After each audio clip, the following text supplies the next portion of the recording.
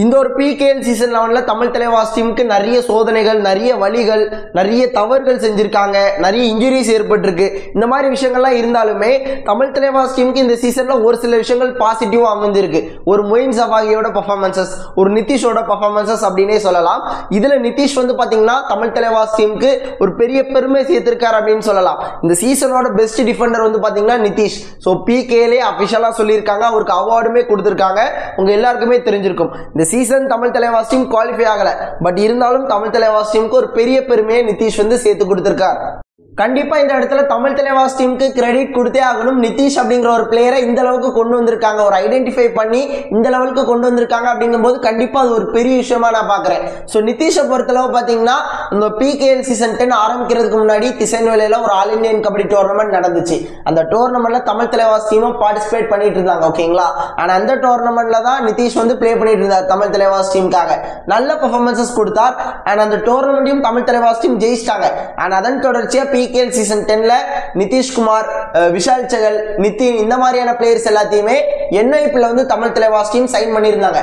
And PKL season 10ல தமிழ் தலைவாஸ் மோதிர first match வந்து பாத்தீங்கன்னா தபங் டெல்லி டீம். அண்ட் அந்த மேட்ச்லயே ஒரு சப்ஸ்டிடியூஷன் பிளேயர் ஆட்டு நிதிஷ்குமார் வந்து வந்திருந்தார், ஓகேங்களா. உங்களுக்கு ஞாபகம் இருக்கான்னு தெரியல, நிதிஷ்குமார் ஃபர்ஸ்ட் டேக்கிள் பண்ண பிளேயர் யார் அப்படின்னு கேட்டீங்கன்னா நவீன் குமார் கோயத், ஓகேங்களா. ஒரு சூப்பர் டேக்கிள் பண்ணுவார்னு நினைக்கிறேன், அதுதான் கன்ஃபார்ம் அதுதான். ஸோ ஃபர்ஸ்ட் டேக்கிள் பண்ணது வந்து பாத்தீங்கன்னா நவீன் குமார் கோயத்தை தான்.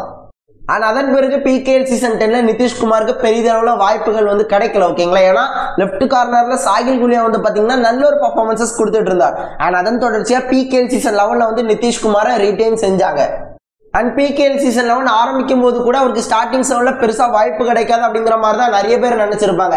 லிட்டரலா நிதிஷ்குமாரோட இந்த ஒரு டாப் கிளாஸ் பெர்ஃபார்மன்சஸ் வந்து பாத்தீங்கன்னா ஒரு அன்னோன் சிலபஸ் தான், யாருமே எதிர்பார்க்காத நேரம் நடந்ததுதான். ஸோ சாகில் குலியா ஒழுங்கா பிளே பண்ண முடியாம அவருக்கு பதிலாக அவர் வந்து அவரோட டாப் கிளாஸ் பெர்ஃபார்மன்சஸ் ப்ரூவ் பண்ணது, இது எல்லாமே அன்னோன் சிலபஸ் தான். இந்த சீசன் ஆரம்பிக்கும் போது நிதிஷ்குமார் வந்து இந்த அளவுக்கு டாப் கிளாஸ் பெர்ஃபார்மன்சஸ் கொடுப்பாரான்னு நம்ம கிட்ட கேட்டிருந்தாங்க அப்படின்னா தெரியாது. ஒரு அன்னோன், எதிர்பாராம நடந்த ஒரு விஷயம் தான், ஓகேங்களா. அண்ட் அது நமக்கு ஒரு பெரிய அட்வான்டேஜா மாறி போச்சு. ஸோ இந்த சீசன்ல பெஸ்ட் டிஃபென்ஸ் டீம்ல 2வது டீம் நம்ம தமிழ் தலைவாஸ் டீம். அதுக்கு ஒரு முக்கிய காரணம், மூல காரணமா இருந்தது வந்து பாத்தீங்கன்னா நிதிஷ்குமார் மட்டும் தான். லிட்டரலா PKL சீசன் 10ல சாகில் குலியா தமிழ் தலைவாஸ் டீமுக்கு என்ன பண்ணி கொடுத்திருக்காரோ அதே விஷயத்தை தான் PKL சீசன் 11ல நிதிஷ்குமார் வந்து பண்ணி கொடுத்திருக்காரு, ஓகேங்களா. ஸோ சாகில் குலியா வந்து பாத்தீங்கன்னா PKL சீசன் 10ல நிறைய டாக்கிள்ஸ் இனிஷியேட் பண்ணி பாயிண்ட்ஸ் வந்து எடுப்பார். பட் PKL சீசன் 11ல பெருசா டாக்கிள்ஸ் இனிஷியேட் பண்றது இல்லை அப்படிங்கிற மாதிரி சொல்லியிருந்தோம். அண்ட் அந்த ஒரு பிரச்சனையை வந்து பாத்தீங்கன்னா நிதிஷ்குமார் வந்து தீர்த்திருக்கார். அவர் டாக்கிள்ஸ் அதிகமா இனிஷியேட் பண்ணி அண்ட் அதுல சக்சஸும் கொடுத்திருக்கார். நிதிஷ்குமார் இந்த அளவுக்கு பெர்ஃபார்மன்சஸ் பண்றதுக்கு ஒரு மூல காரணம் தர்மராஜனே அப்படின்னே சொல்லலாம். ஸோ நம்ம யாருமே எதிர்பார்க்கல. ஃபர்ஸ்ட் மேட்ச் 2 ரைடர் 5 டிஃபெண்டரோட போனாங்க. அந்த 5 டிஃபெண்டர்ல இன் பொசிஷன்ல நிதிஷ்குமார் கொண்டு வந்தாங்க.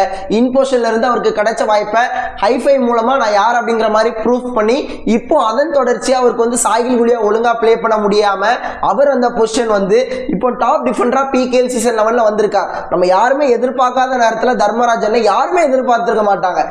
PKL சீசன் 11ல தமிழ் தலைவாஸ் டீமோட ஃபர்ஸ்ட் மேட்ச்ல 5 டிஃபெண்டரோட போய் அந்த 5 டிஃபெண்டர்ல இன் பொசிஷன்ல நிதிஷ்குமார் கொண்டு வந்து அந்த வாய்ப்பை கொடுத்து அதை கரெக்டா பயன்படுத்தி அண்ட் அதன் தொடர்ச்சியா சாகில் குலியா பெருசா பெர்ஃபார்மன்சஸ் கொடுக்க முடியாம போய் அந்த பொசிஷன்ல நிதிஷ்குமார் கொண்டு வந்து அண்ட் அதை அவர் கரெக்டா பயன்படுத்தி இன்னைக்கு இந்த சீசனோட பெஸ்ட் டிஃபெண்டரா வந்திருக்காரு அப்படின்னா கண்டிப்பா தர்மராஜனை ஒரு பெரிய ரீசன் அப்படின்னே சொல்லலாம் இல்ல சொல்லணும்.